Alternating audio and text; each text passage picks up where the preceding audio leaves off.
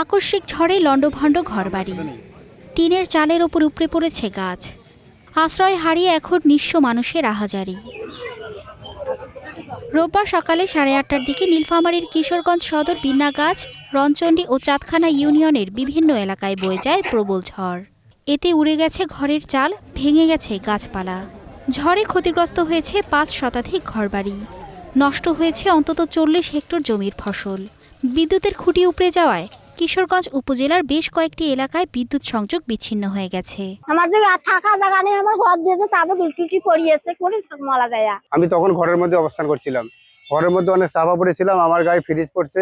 যখন ঘর পড়ে গেছে তখন বলে আনবাব করে কাগজে চুপ কায়ও নাই। এদিকে অসময়ের ঝড়ে ব্যাপক ক্ষতি হয়েছে নওগাঁর পত্নীতলা, ধামাইরহাট ও বদলগাছি উপজেলায়।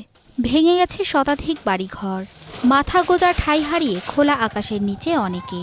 অন্ধকার হয়ে আসার পর তখন একেবারে এই দিক থেকে দক্ষিণ দিক থেকে একটা ঝড় আলো, তো সেই ঝড় আসে ঘর বাড়ির উপর গাছ পড়ে একে সব ভেঙে ছিল, পড়ে গেল। আমি গরু বাঁচাবো না আমি আমার জীবন বাঁচাবো না আমি কি করব বাবা, আমার তো কেউ নেই পাশে। ঘরে তো বাইক থেকে বের হতে পারিনি, জীবনটাকে বাঁচাতে হবে।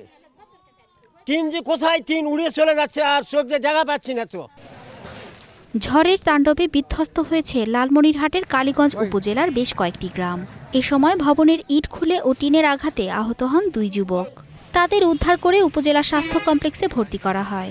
ক্ষতি তো আরও অনেক হয়েছে, মানে করে ওপাশে আরও 2-3 জন আছে মেডিকেলে।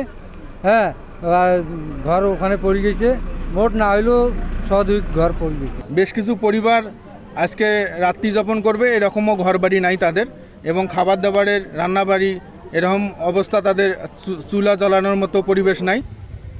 আবহাওয়া অফিসের পূর্বাভাসে চট্টগ্রাম, কক্সবাজার, মোংলা ও পায়রা সমুদ্র বন্দরসমূহকে 3 নম্বর স্থানীয় সংকেত নামিয়ে ফেলতে বলা হয়েছে। তবে উত্তরের 3 বিভাগে ভারী বৃষ্টিপাতের পূর্বাভাস বহাল রয়েছে। Mithila Anjum, star news.